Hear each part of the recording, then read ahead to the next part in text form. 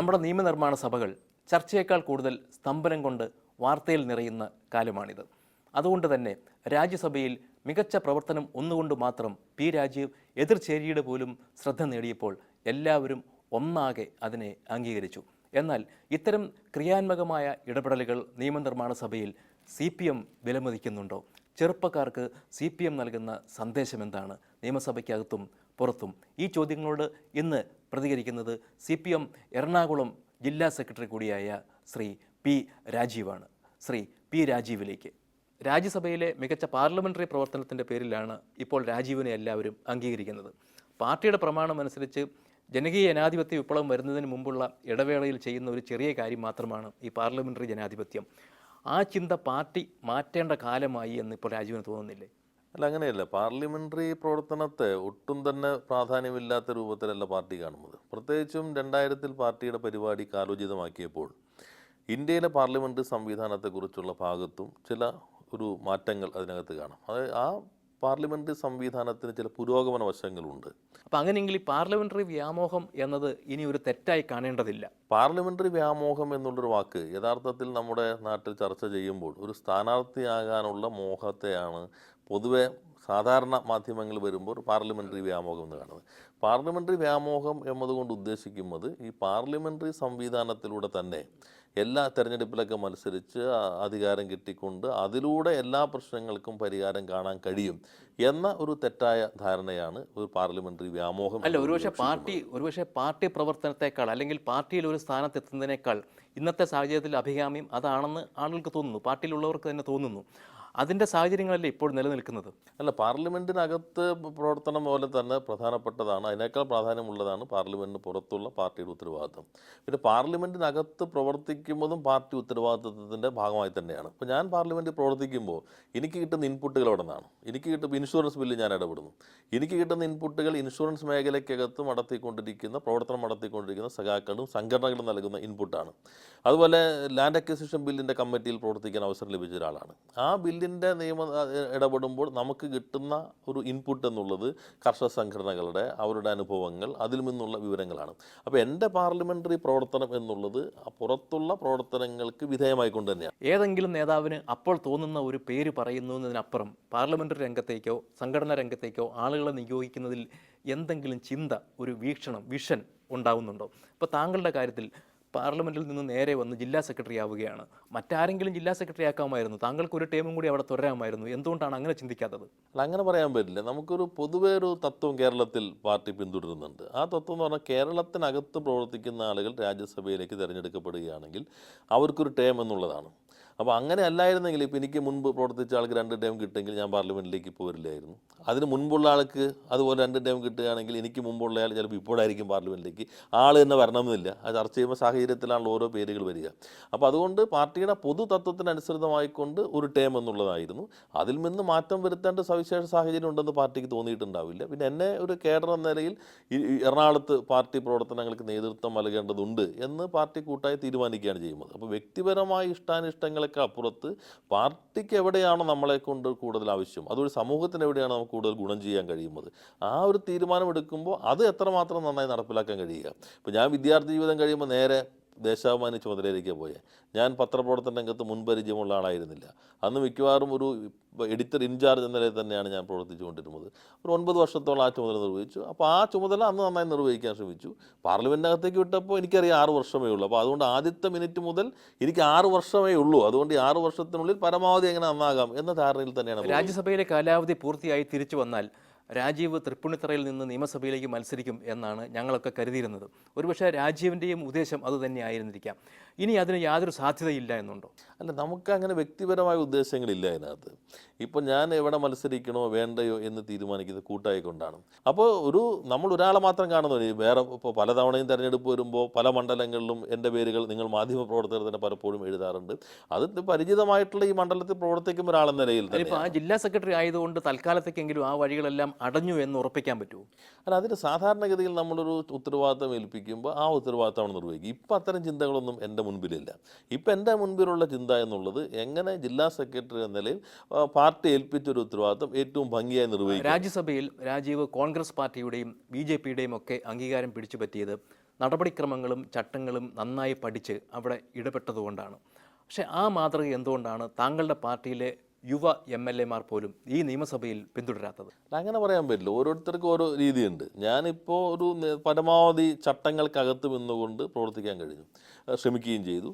അതിലൊരു കാര്യം, നമുക്ക് വെല്ലിലിറങ്ങാതെ തന്നെ സഭ സ്തംഭിപ്പിക്കാൻ കഴിയും. എൻ്റെ അനുഭവം തന്നെ പറയുകയാണെങ്കിൽ, കഴിഞ്ഞ ഗവൺമെൻറ്റിൻ്റെ കാലഘട്ടത്തിൽ ബുന്ദൽഖണ്ഡ് യൂണിവേഴ്സിറ്റി ഉണ്ടാക്കാനായിട്ട് ബില്ല് വന്നു. യഥാർത്ഥത്തിൽ നമ്മുടെ ധാരണയിൽ വ്യത്യസ്തമാണ്. പാർലമെൻറ്റിന് യൂണിവേഴ്സിറ്റി നിയമനിർമ്മാണത്തിന് അവകാശമില്ല. അത് സംസ്ഥാന നിയമസഭകൾക്കുള്ളതാണ്. ഒന്നുകിൽ ദേശീയ പ്രാധാന്യമുള്ള നാഷണൽ ഇമ്പോർട്ടൻസ് യൂണിവേഴ്സിറ്റികൾ മാത്രമാണ് കൺകറന്റ് ലിസ്റ്റ് ആയതിനു ശേഷവും പാർലമെൻറ്റിന് അധികാരമുള്ളൂ. അപ്പോൾ ഈ ബില്ല് ഞാൻ ചോദ്യം ചെയ്തു.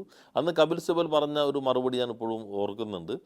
മുമ്പും പല യൂണിവേഴ്സിറ്റി രൂപീകരിച്ചു. അന്ന് ഞാൻ അതിന് നൽകിയ ഒരു മറുപടി, ഈ constitution provisions cannot be overruled by precedents. അപ്പോൾ അന്ന് അത് പറഞ്ഞതിൻ്റെ ഭാഗമായി 4 തവണ സഭ നിർത്തിവെച്ചു.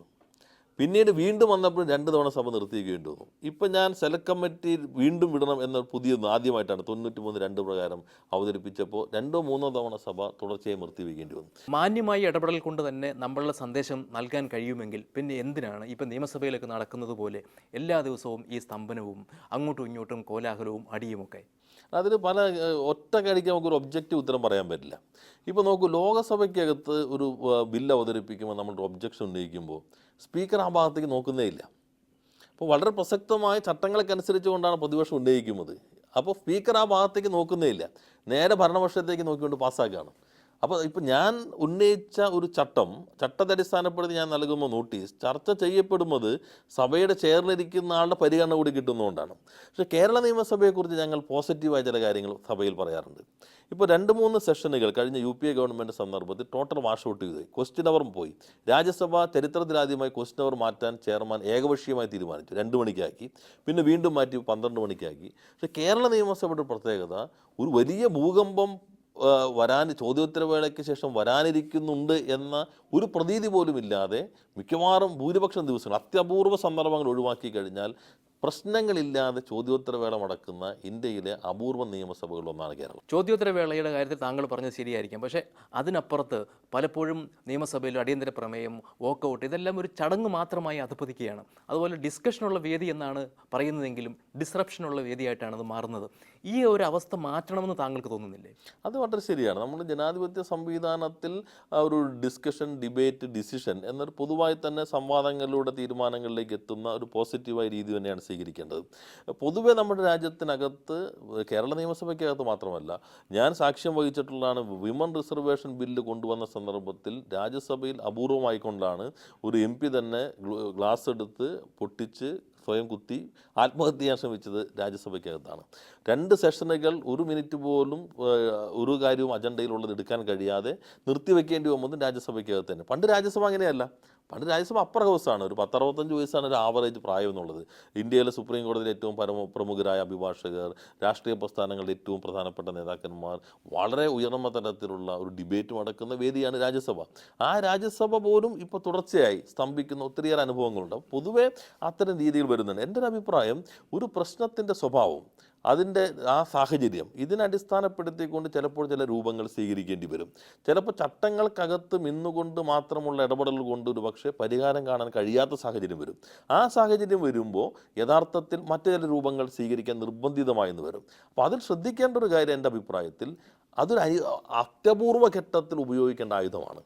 എല്ലാ സന്ദർഭത്തിലും അത്തരം ആയുധങ്ങൾ സ്വീകരിക്കുക വഴി യഥാർത്ഥത്തിൽ അത്യപൂർവ സന്ദർഭത്തിൽ ഉപയോഗിക്കേണ്ട ഒരു ആയുധത്തിൻ്റെ മൂർച്ചയോ അതിൻ്റെ ഒരു ഗൗരവമോ കുറയും എന്നുള്ള ധാരണ നമുക്ക് എല്ലാവർക്കും ഉണ്ടാകേണ്ടതുണ്ട്. ചില സന്ദർഭങ്ങളിൽ മാത്രം ഉപയോഗിക്കേണ്ടതാണ് എന്ന ധാരണയിലാണോ ഇപ്പോഴത്തെ പല MLA-മാരും ഇവിടെ പെരുമാറുന്നത്? താങ്കളുടെ വിലയിരുത്തൽ എന്താണ്? അല്ല, അതിനകത്ത് കുറേ മാറ്റങ്ങൾ വരുത്തേണ്ടത് തന്നെയാണ്. നമ്മൾ നല്ല രീതിയിൽ തന്നെ കാര്യങ്ങൾ ഇടപെട്ടുകൊണ്ട് നിയമനിർമ്മാണ പ്രക്രിയയിൽ എങ്ങനെ പോസിറ്റീവായിട്ട് ഇടപെടാൻ കഴിയും, അതിനകത്ത് എല്ലാവരും ഒരു ആത്മപരിശോധന നടത്തേണ്ടത്. അങ്ങനെ നടത്തുമ്പോൾ അതുകൊണ്ട് മാത്രം, ഈ സംവിധാനത്തിനകത്ത് നടത്തുന്ന അത്തരം അച്ചടക്കത്തോടുള്ള ഇടപെടൽ കൊണ്ട് മാത്രം മനുഷ്യൻ്റെയും സമൂഹത്തിൻ്റെയും എല്ലാ പ്രശ്നങ്ങൾക്കും പരിഹാരം ഉണ്ടാകുമെന്നുള്ള വ്യാമോഹവും പാടില്ല. അപ്പം അത് ആ പ്രശ്നത്തെ അടിസ്ഥാനപ്പെടുത്തിക്കൊണ്ടായിരിക്കണം നിലപാടുകൾ സ്വീകരിക്കുക. ഇപ്പോൾ പെർസെപ്ഷൻ എന്ന് പറയുന്ന ഒന്നുണ്ട്. പൊതുജനങ്ങൾ ഇതിനെയൊക്കെ എങ്ങനെയാണ് കാണുന്നത്? ഇപ്പോൾ പഴയ കാലത്ത് നോക്കിയാൽ MB രാഘവൻ, CBC വാര്യർ, അങ്ങനെ ചില നേതാക്കൾ നിയമസഭയ്ക്കുള്ളിൽ അവരുടെ പ്രവർത്തനം കൊണ്ട് വലിയ പ്രശ്നങ്ങൾ ഉണ്ടാക്കിയിട്ടുണ്ട്. അതൊന്നും ജനങ്ങൾ അത്ര നന്നായി എടുത്തെന്നുള്ള സൂചനകൾ പിൽക്കാലത്ത് വന്ന തെരഞ്ഞെടുപ്പിൽ കണ്ടിട്ടില്ല എന്നതാണ് വാസ്തവം. അങ്ങനെയെങ്കിൽ ഇപ്പോൾ ഈ ശിവൻകുട്ടി മോഡൽ പാർലമെന്ററി പ്രവർത്തനത്തെ അംഗീകരിക്കാൻ താങ്കൾക്ക് കഴിയുമോ? അതിലൊന്ന് ഇപ്പോൾ ഈ പെർസെപ്ഷൻ കുറേയൊക്കെ ഒരു കൺസ്ട്രക്റ്റഡ് ആണ്, മാനുഫാക്ചർഡ് പെർസെപ്ഷനാണ്.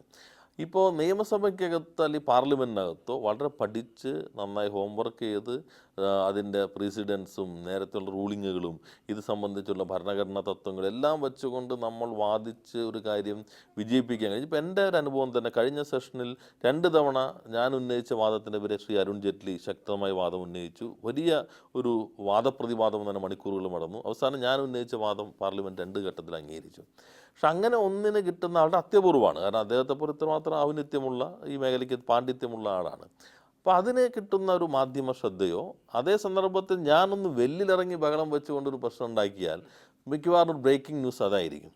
അപ്പോൾ ഈ ബ്രേക്കിംഗ് ന്യൂസുകൾ അജണ്ട നിശ്ചയിക്കുന്ന മാധ്യമങ്ങൾ പ്രശ്നങ്ങൾ അവതരിപ്പിക്കുന്ന രീതിയെ കൂടി പരിഗണിച്ചുകൊണ്ട് അജണ്ട നിശ്ചയിക്കുന്ന പ്രവണത രാഷ്ട്രീയ പ്രവർത്തകരിലും വരുന്നുണ്ട്. അപ്പോൾ അതിൽ നിന്ന് എങ്ങനെ മാറാൻ കഴിയും എന്നുള്ളത് രാഷ്ട്രീയ പ്രവർത്തകരും ചിന്തിക്കണം. അവരെ കൂടി അതിനെ സഹായിക്കുന്ന രൂപത്തിൽ പോസിറ്റീവ് തിങ്കിങ്ങിന് മാധ്യമങ്ങളും ഒരു പുനർവിചാരണം നടത്തും. കെ എം മാണി കേരള നിയമസഭയിൽ ബജറ്റ് അവതരിപ്പിക്കാൻ വന്നപ്പോൾ അവിടെ ഉണ്ടായ നാടകീയ സംഭവവികാസങ്ങളും അക്രമവും ഒക്കെ താങ്കൾ കണ്ടതാണ്. ഒരുപക്ഷെ താങ്കളെപ്പോലെ ഇത്തരം കാര്യങ്ങളിൽ മാന്യമായി മാത്രം ഇടപെടണമെന്ന് വിചാരിക്കുന്ന ഒരാളെ അത് ലജ്ജിപ്പിക്കേണ്ടതാണ്. അങ്ങനെ ഉണ്ടായോ? അതിൽ കേരള നിയമസഭയിൽ നടന്ന പ്രവർത്തനങ്ങളെ നമ്മൾ ഒറ്റപ്പെട്ടൊരു പ്രശ്നമായിട്ട് എടുക്കരുത്. എനിക്ക് തോന്നുന്നു അന്ന് ദേശീയ മാധ്യമങ്ങൾ എന്നോട് അവിടെ വെച്ച് പ്രതികരണം ചോദിക്കുകയുണ്ടായി. നമ്മുടെ കേരളത്തിൻ്റെ ചരിത്രത്തിലോ ഇന്ത്യയിലെ ചരിത്രത്തിലോ ഇതുപോലൊരു അനുഭവം ഉണ്ടായിട്ടില്ല. അത്രമാത്രം ഒരു ബജറ്റിനെ പോലും ഒരു ആയുധമാക്കി മാറ്റുന്നു, അങ്ങനെ അഴിമതിയുടെ ഒരു ഉപകരണമാക്കി മാറ്റുന്നു, അതിനെതിരെയുള്ള പ്രതിഷേധം വന്നിട്ടുണ്ട്. അപ്പോൾ അത് പൊതുവേ അതിന് വന്ന ഒരു വികാരം അത് പ്രകടിപ്പിക്കുമ്പോൾ അതിന് എത്രമാത്രം ഗുണപരമായി എന്നുള്ളത് ഒരു തുറന്ന പരിശോധന നടത്തേണ്ടത്. പക്ഷേ എത്രയൊക്കെ ന്യായീകരിക്കാൻ കഴിയുന്ന കാരണങ്ങളാണെങ്കിൽ കൂടി അവിടെ ചെയ്തതിനെ താങ്കൾക്ക് ന്യായീകരിക്കാൻ കഴിയുമോ എന്നാണ് എൻ്റെ ചോദ്യം. അല്ല, അതിനകത്ത് എല്ലാം നമുക്കിപ്പോൾ അതിനകത്ത് ഇന്നത് തന്നെ ചെയ്യേണ്ടതാണോ എന്ന് പറയാൻ പറ്റില്ല. നമ്മളൊരു സമരരംഗത്ത് നിൽക്കുമ്പോൾ നമ്മളൊരു സിനിമയിൽ അഭിനയിക്കുന്ന പോലെ മുൻകൂട്ടി തയ്യാറാക്കിയ തിരക്കഥയുടെ അടിസ്ഥാനത്തിലായിരിക്കില്ല നിൽക്കുക. ആ ഒരു സമരരംഗത്ത് നിൽക്കുമ്പോൾ നമ്മുടെ മുൻപിലൊരു ലക്ഷ്യമുണ്ട്. ആ ലക്ഷ്യത്തിന് വേണ്ടി വലിയ സമരം പുറത്ത് നടക്കുകയും ചെയ്യുന്നുണ്ട്. അപ്പോൾ അതിൻ്റെ വരുമ്പോൾ ചിലപ്പോൾ നമ്മൾ ഉദ്ദേശിക്കുന്ന രൂപത്തിൽ ഓരോരുത്തരും ഏത് ഡയലോഗുകൾ പറയണം, എവിടെ നിൽക്കണം, എങ്ങനെയായിരിക്കണം അതിൻ്റെ ആക്ഷൻ വരുന്നത് എന്ന ഒരു മുൻകൂട്ടി തയ്യാറാക്കിയ തിരക്കഥയിലൂടെയുള്ള ഒരു പ്രവർത്തനമായിരിക്കില്ല. ചിലപ്പോൾ നമ്മൾ ഉദ്ദേശിക്കാത്ത രീതിയിൽ വന്നിട്ടുണ്ടാവും. അത് നമ്മൾ പരിശോധിക്കുകയും അങ്ങനെ വരുമ്പോൾ അത് പൊതുവെ സമൂഹത്തിൽ നമ്മൾ ഉദ്ദേശിക്കുന്ന ഒരു പ്രതിഫലനമാണോ ഉണ്ടായിട്ടുള്ളത് എന്ന് വിലയിരുത്തുകയും. എൻ്റെ ചോദ്യം, ഇ പി ജയരാജനെ പോലെ കേന്ദ്ര കമ്മിറ്റിയിലെ വളരെ സീനിയർ ആയിട്ടൊരു അംഗം അന്ന് അവിടെ പെരുമാറിയതിന് ന്യായീകരിക്കാൻ താങ്കൾക്ക് കഴിയുമോ എന്ന്. അത് ഞാൻ നേരത്തെ പറഞ്ഞല്ലോ, ഒരു അംഗത്തിൻ്റെ ഇങ്ങനെ തന്നെയാണോ പെരുമാറേണ്ടിയിരുന്നത്? അതിപ്പോൾ നമുക്ക് അങ്ങനെ ഒരു ഒബ്ജക്റ്റീവ് ടൈപ്പ് ഉത്തരം നൽകാൻ കഴിയില്ല. എന്നാൽ നമ്മൾ ഓരോരുത്തരും ഓരോ പ്രശ്നങ്ങളിൽ ഇടപെടുമ്പോൾ അതിപ്പോൾ ഒരു ചോദ്യം ചോദിക്കുന്നതിലാകാം, ഒരു നിയമസഭയ്ക്കകത്തോ രാജ്യസഭയിലെ പാർലമെൻറ്റിലോ പ്രശ്നങ്ങൾ സമീപിക്കുന്നതിലാകാം. നമ്മൾ ഓരോരുത്തരും ചെയ്യുന്ന പ്രവർത്തനം നമ്മുടെ പാർട്ടി എന്താണോ ഉദ്ദേശിക്കുന്നത് അതിനനുസരിച്ചിട്ടുള്ള ഒരു നിഗമനത്തിലേക്ക് ജനങ്ങളെത്താൻ, ഒരു സന്ദേശം ജനങ്ങളിലേക്ക് എത്താൻ സഹായിച്ചിട്ടുണ്ടോ എന്ന ഒരു സ്വയം പരിശോധന നമ്മളെല്ലാവരും നടത്തും. നിയമസഭയ്ക്കകത്തായാലും പുറത്തായാലും ആക്രമണോത്സുകമായി സംസാരിക്കുന്നതാണ് നേതൃത്വത്തിലേക്കുള്ള എളുപ്പ വഴി എന്ന് വിചാരിക്കുന്ന ചെറുപ്പക്കാരോട് പി രാജീവൻ എന്താണ് പറയാനുള്ളത്? അല്ല, അങ്ങനെ ഒരു എളുപ്പവഴി ഉണ്ടെന്ന് ആരെങ്കിലും കരുതുന്നുവെങ്കിൽ അത് തെറ്റാണ്. ഒരാൾ ആക്രമണോത്സുകമായി സംസാരിക്കുന്നു എന്നതുകൊണ്ട് മാത്രം ഞങ്ങളെപ്പോലൊരു പാർട്ടിയിൽ അതുകൊണ്ട് പ്രത്യേകമായിട്ട് അവസരം കിട്ടണമെന്നില്ല. ഒരു കേഡറെക്കുറിച്ച് പല വശങ്ങൾ നോക്കിക്കൊണ്ടാണ് അതിലൊരു ഭാഗമുള്ളത്. ഞാൻ നേരത്തെയും പല ചർച്ചകളിലും പറഞ്ഞിട്ടുള്ളതാണ്. ഞാനൊരു പ്രതിഷേധ യോഗത്തിലാണ് പ്രസംഗിക്കുന്നത്. ഞാൻ ആ പ്രതിഷേധ യോഗത്തിൽ പ്രസംഗിക്കുമ്പോൾ ആ പ്രശ്നത്തിൽ വൈകാരികമായി പ്രതിഷേധിച്ചു കൊണ്ടിരിക്കുന്ന ഒരു ഓഡിയൻസിനാണ് ഞാൻ അഡ്രസ്സ് ചെയ്യുന്നത്. പക്ഷെ ഒരു ചാനൽ, ഇപ്പോൾ മനോരമ അത് ലൈവായി ടെലികാസ്റ്റ് ചെയ്യുന്നു, അല്ലെങ്കിൽ അതിൻ്റെ ഒരു ഭാഗം പിന്നീട് സംപ്രേഷണം ചെയ്യുന്നു. ഈ സംപ്രേഷണം ചെയ്യുന്നത് കാണുന്ന ഒരു കാഴ്ചക്കാരൻ എന്നുള്ളത് അത്തരം ഒരു മാനസികാവസ്ഥയും ഇല്ലാതെ വളരെ ശാന്തമായി കുടുംബത്തോടൊപ്പം വീട്ടിലിരുന്ന് കാണുന്ന ആളാണ്. പ്രതിഷേധ യോഗത്തിൽ ഞാൻ പ്രസംഗിച്ച ഒരു ഭാഗത്തിന് കിട്ടിയ വലിയ കയ്യടി അതേ ഭാഗം കാണുന്ന ഈ കാഴ്ചക്കാരന് തോന്നുന്നത് ഇയാൾ എന്താ ഇങ്ങനെയൊക്കെ ഭ്രാന്ത് സംസാരിക്കുന്നത് എന്നായിരിക്കും. അപ്പോൾ ഒന്ന് തന്നെ 2 തരത്തിൽ നിഗമനങ്ങൾ സൃഷ്ടിച്ചു. അപ്പോൾ അതൊരു സങ്കീർണതയാണ്. അപ്പോൾ എന്തായാലും വികാരത്തിന് അടിപ്പെടരുത് എന്നൊരു സന്ദേശം അതിൽ ഉൾക്കൊള്ളുന്നുണ്ട്. പൂർണ്ണമായിട്ടും ഞങ്ങൾ ഇപ്പോൾ അഭിസംബോധന ചെയ്യുമ്പോൾ ഈ 2 ഭാഗം നോക്കണം. നേരത്തെ ഞങ്ങളുടെ മുൻപിലുള്ള ഓഡിയൻസിനെ മാത്രം കണ്ടാൽ മതി. വേണമെങ്കിൽ പിന്നെ നോക്കുമ്പോൾ നമ്മൾ വല്ല ക്യാമറക്കാരുണ്ടോ എന്ന് നോക്കിയാൽ മതി. ഇപ്പോൾ എല്ലാവരും ക്യാമറയാണ്. ഇപ്പോൾ മനോരമയിൽ തന്നെ മനോഹരമായൊരു പടം വരികയുണ്ടായി. തൃശ്ശൂർ പൂരത്ത് ഇറങ്ങി വരുന്ന ആനയെ സ്വീകരിക്കുന്ന ആയിരക്കണക്കിന് മൊബൈലുകൾ. ഈ മൊബൈലുകൾ നമ്മൾ ഒപ്പിയെടുക്കുന്നുണ്ട്. അപ്പോൾ ഒരു ചാനലിൻ്റെ ക്യാമറ മാത്രമല്ല, മുൻപിലിരിക്കുന്ന ഒരാൾ പൊക്കി പിടിച്ചിരിക്കുന്ന മൊബൈലിൽ പോലും ഈ ലോകത്ത് എവിടെയും നാം പ്രസംഗിക്കുന്ന കാര്യം എത്തിക്കാൻ കഴിയും എന്നുകൂടി കണ്ട് ഞാൻ അഭിമുഖീകരിക്കുന്നത് മുൻപിലിരിക്കുന്ന ഒരു ഓഡിയൻസിനെ മാത്രമല്ല, ലോകത്താകെയുള്ളൊരു മലയാളി സമൂഹത്തെയോ ഇന്ത്യൻ സമൂഹത്തെയോ ജനതയോ അല്ലെങ്കിൽ പൊതുവെ ജനതയോ ആണ് എന്നുള്ള ഒരു അവബോധം എനിക്കും ഉണ്ടാകേണ്ടതുണ്ട്. അതൊരു പുതിയ പാഠമാണ്. അത് എളുപ്പത്തിന് അതിലേക്ക് വഴങ്ങി എത്തുക എന്നുള്ളത് ഓരോരുത്തർക്കും ഒരു ദുഷ്കരമായ സമരമായിരിക്കും. ചിലരാണെങ്കിൽ ഇസ്ത്രിയിട്ട വസ്ത്രം എടുത്തിട്ട് വേണമെങ്കിൽ തറയിലിട്ടൊന്ന് ചവിട്ടി കൂട്ടിയിട്ട് വീണ്ടും ഒന്ന് ധരിച്ചു പോകാം എന്ന് കരുതുന്ന ആളുകളുണ്ടായിരിക്കും. അപ്പോൾ സ്വാഭാവികമായുള്ള ലാളിത്യവും പ്രകടനാത്മക ലാളിത്യവും ഉണ്ട്.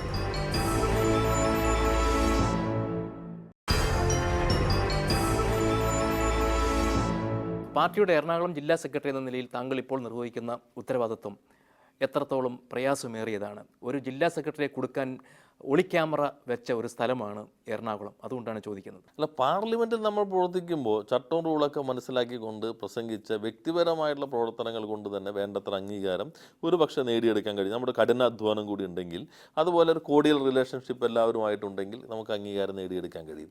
പക്ഷേ പാർട്ടി സംഘടനാ നേതൃത്വം ഒരു കൂട്ടായ നേതൃത്വമാണ്. സെക്രട്ടറി ഒരു കോർഡിനേറ്റർ മാത്രമാണ്. അപ്പോൾ സെക്രട്ടറി എല്ലാവരെയും കൂട്ടി യോജിപ്പിച്ച് കൊണ്ടുപോവുക, എല്ലാവരുടെയും പ്രവർത്തനങ്ങളെ ശരിയായ രൂപത്തിലേക്ക് കൊണ്ടുപോവുക, ഒപ്പം വളരെ സങ്കീർണമായ ഒരു സാമൂഹിക സമ്പദ്ഘടന നിലനിൽക്കുന്ന ഒരു ജില്ലയാണ് എറണാകുളം. ആഭ്യന്തരമായ പാർട്ടിക്കകത്ത് ഒത്തിരിയേറെ പ്രശ്നങ്ങൾ ഇപ്പോൾ ചൂണ്ടിക്കാട്ടിയതുപോലെയുള്ള വളരെ മോശപ്പെട്ട രീതിയിലുള്ള പ്രവർത്തനങ്ങൾക്ക് വരെ സാക്ഷ്യം വഹിച്ച ജില്ലയാണ്. അതുകൊണ്ട് പാർലമെൻറ്റിലെ പ്രവർത്തനം പോലെ അത്ര സുഖകരമായൊരു പ്രവർത്തനമല്ല സംഘടനാ ഉത്തരവാദിത്വം എന്നുള്ളത്. കമ്മ്യൂണിസ്റ്റ് പാർട്ടിയുടെ മുഖ്യധാരയിൽ നിന്ന് അകന്നു നിൽക്കുന്ന ഒന്നാണ് എറണാകുളത്തെ പാർട്ടി ഘടകമെന്ന് പിണറായി വിജയന് പോലും നേരത്തെ പറയേണ്ടി വന്നിട്ടുണ്ട്. താങ്കളെ സംബന്ധിച്ചിടത്തോളം പഴയ VS പക്ഷം എന്നത് ഇപ്പോഴും ഒരു തലവേദനയാണോ? അല്ല, അങ്ങനെ ഒരു പക്ഷം ഇപ്പോൾ ആ രൂപത്തിൽ പ്രവർത്തിക്കുന്നു എന്ന് പറയാൻ പറ്റില്ല. ജില്ലയ്ക്കകത്തെ വിഭാഗീയതയെ മറികടക്കുന്നതിൽ പാർട്ടി നല്ല രീതിയിൽ വിജയിച്ചിട്ടുണ്ട്. എന്നാൽ ഞാൻ ജില്ലാ സെക്രട്ടറി ചുമതലയേറ്റതിന് ശേഷം പ്രസ് ക്ലബ്ബുകാരുടെ മീറ്റ് ദ പ്രസ്സിൽ അന്ന് സൂചിപ്പിച്ചതുപോലെ ഈ വിഭാഗീയത സ്വിച്ചിട്ടാൽ അതോടുകൂടി അവസാനിക്കുന്ന ഒന്നല്ല. അതിൻ്റെ അനുരണനങ്ങൾ നിലനിൽക്കുന്നുണ്ടാകും.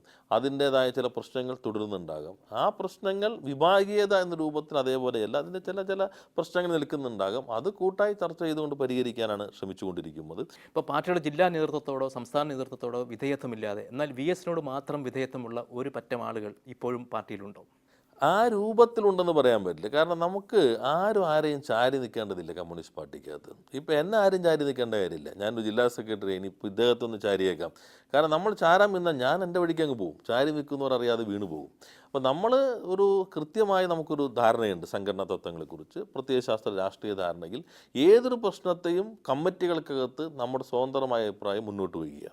എന്നാൽ നമ്മുടെ അഭിപ്രായം തന്നെ ആയിരിക്കണം എപ്പോഴും തീരുമാനമെന്ന് നമുക്ക് ശാഠ്യം പിടിക്കാൻ പറ്റില്ല.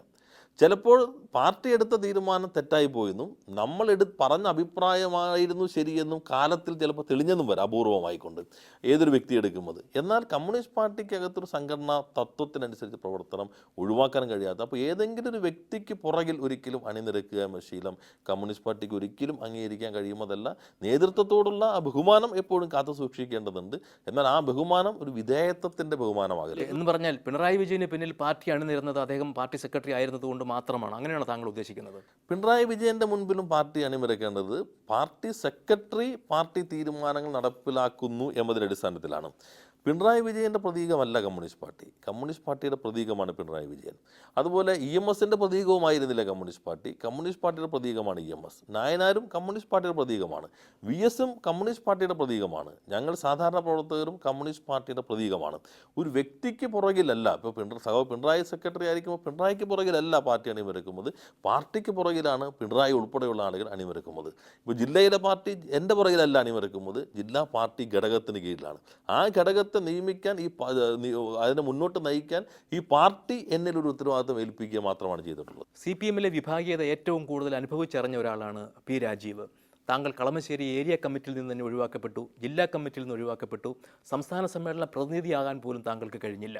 അന്നുണ്ടായ വേദന രാജീവിന് പങ്കുവയ്ക്കാൻ കഴിയുമോ? അല്ല, അതിൽ വ്യക്തിപരമായിട്ട് ഞാൻ അങ്ങനെ ഈ കയറ്റിറക്കങ്ങളിലധികം വലിയ വേദനകളോ അല്ലെങ്കിൽ വിഷമങ്ങളോ കാണാറില്ല.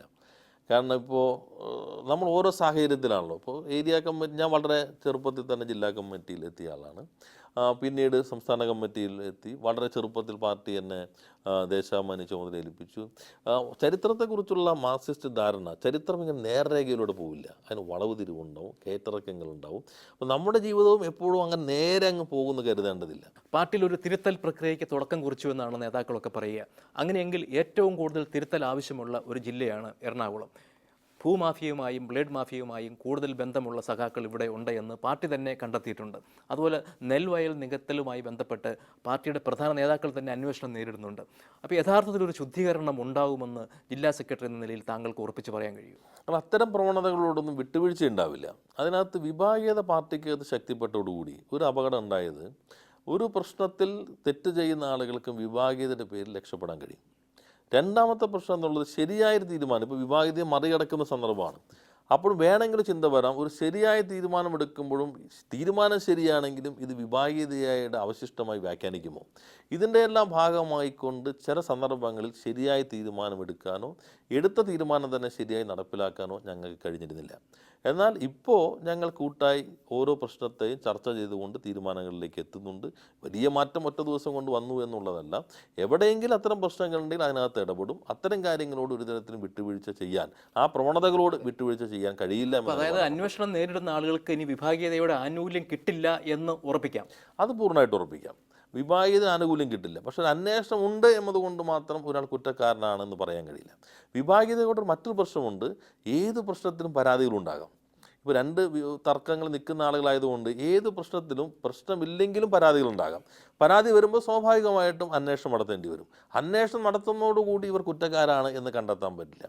എന്നാൽ അന്വേഷണം നടത്തുമ്പോൾ കുറ്റക്കാരാണെങ്കിൽ വിഭാഗീയതയുടെ പേരിൽ രക്ഷപ്പെടാനും കഴിയും. കയ്യിൽ നോട്ട്പാഡും ലാപ്ടോപ്പും ഒക്കെ ഉള്ള ഒരു ആധുനിക കമ്മ്യൂണിസ്റ്റുകാരനായിട്ടാണ് പലപ്പോഴും രാജീവിനെ കാണുന്നത്.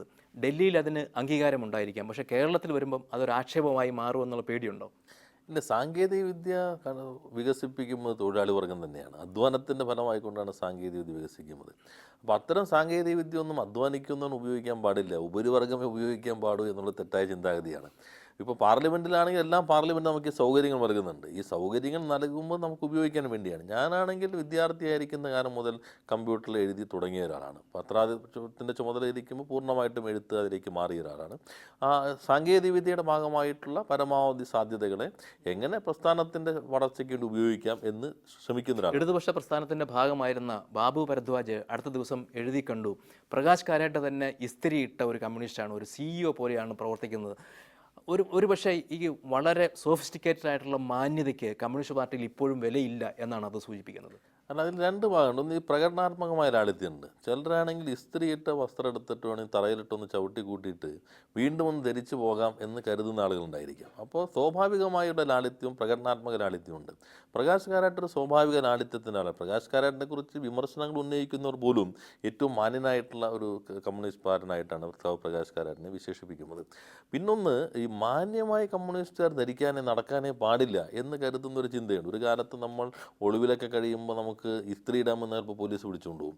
അല്ലെങ്കിൽ ചിരട്ട കത്തിക്കാൻ നോക്കിക്കഴിഞ്ഞാൽ ആരോ അവിടെ വന്നു എന്നുള്ള തെളിവ് പോലീസിന് കിട്ടും. ഇന്നത്തെ കാലത്ത് ആ രൂപത്തിലല്ല നമ്മൾ പ്രവർത്തിക്കുന്നത്. ഇപ്പോൾ ഈ കാലത്ത് പ്രവർത്തിക്കുമ്പോൾ ഈ കാലത്തിൻ്റെ സാധ്യതകൾ നമ്മൾ ഉപയോഗപ്പെടുത്തും. വിമർശനങ്ങൾ ഉണ്ടായാലും ഒരു സ്വാഭാവിക കമ്മ്യൂണിസ്റ്റായിട്ട് തന്നെ തുടരും രാജീവ്. തീർച്ചയായിട്ടും നമ്മൾ വിമർശനങ്ങളിൽ നിന്ന് പഠിക്കാനുള്ളതെല്ലാം നമ്മൾ ഉൾക്കൊള്ളും. നമുക്ക് തെറ്റുപറ്റാൻ സ്വാഭാവിക മനുഷ്യരാണ്. ഞാൻ ചെയ്യുന്നതെല്ലാം ശരിയാകണമെന്നില്ല. ആ വിമർശനങ്ങൾ ശരിയുണ്ടെങ്കിൽ ആ വിമർശനങ്ങൾ ഉൾക്കൊള്ളും.